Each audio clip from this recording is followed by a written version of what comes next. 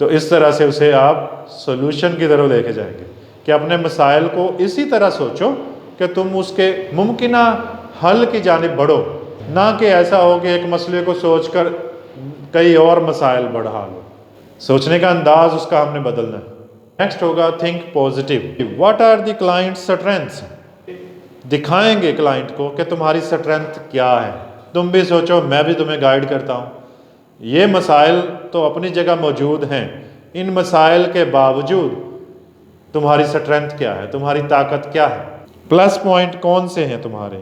What resources does he or she have to help overcome the problem? کون سے resources ہیں تمہارے پاس؟ کوئی تو ذرائع ہوں گے جو تمہیں اس مسئلے سے نکالیں۔ جیسے میں نے آپ سے کہا کہ اسے کہیں گے ذرا سوچو کون ہے جو تمہیں ہیلپ کر سکتا ہے ایسے معاملات میں۔ اس طرح سے اس کی سوچ بدلے گی۔ Has the client successfully coped with similar problems in the past? کیا ماضی میں بھی تم ان جیسے دیگر مسائل سے خود نمٹے ہو؟ اس سے پوچھیں گے ہم۔ یہ وہ چیزیں ہوں گی جو اسے اندر سے جگائیں گی، اس میں ہمت پیدا کریں گی کہ جیسے میں ماضی میں مسائل سے نکل آیا، کتنی مشکل زندگی میں نے گزار دی، اب آنے والی بھی تو گزار ہی دوں گا۔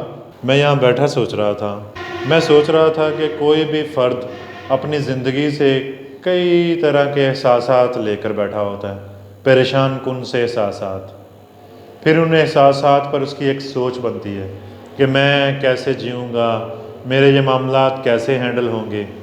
لیکن اگر وہ امید کا دامن نہ چھوڑے، وہ پر امید رہنا سیکھ لے، ہر بات پر اس کا یہ احساس ہو کہ وہ ذات جس نے مجھے پیدا کیا ہے وہ مجھے ان مشکلات سے نکال دے گی، تو اس کا کوئی مشکل اس کے سامنے ٹک نہیں سکے گی۔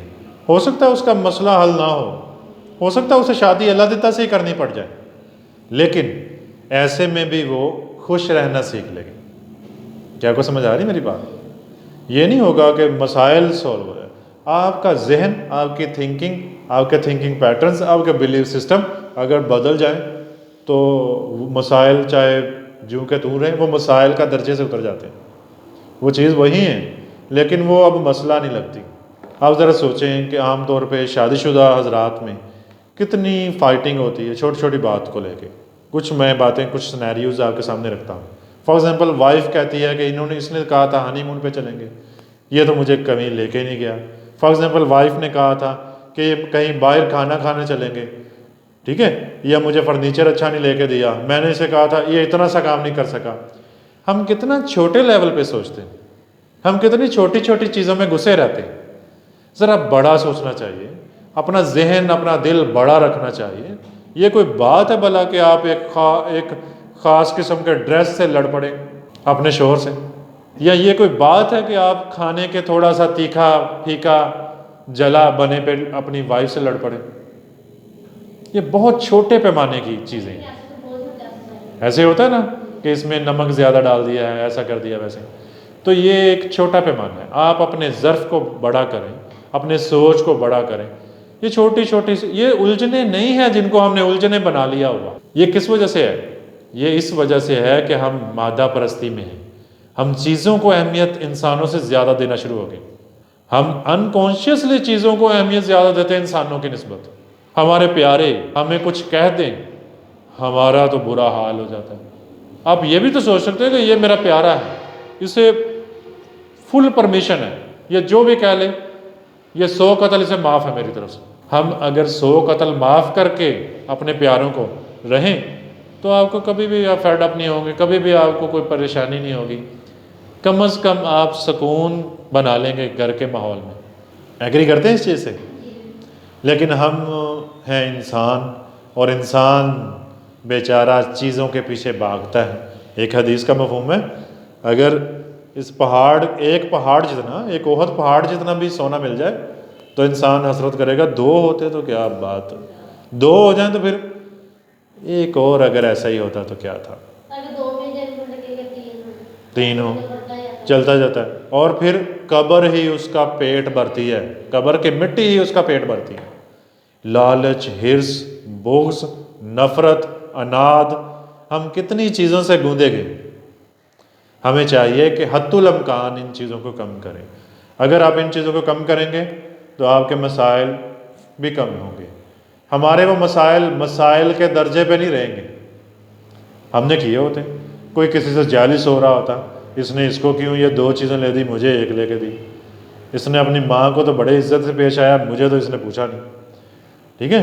یا ماں سوچ رہی ہے یہ اپنی بیوی کے ساتھ کیسے اچھے سے برتاؤ کر رہا ہے, ماں کا اسے پرواہ نہیں. خواہ مخواہ جو چیز ہے ہی نہیں اسے جنریٹ کر کے, جو مسائل ہے ہی نہیں ان کو آپ جنریٹ کر کے سوچ کے مسائل کا درجہ دے رہے ہیں, اور اچھی خاصی لائف کو آپ تباہ کر کے بیٹھ گئے.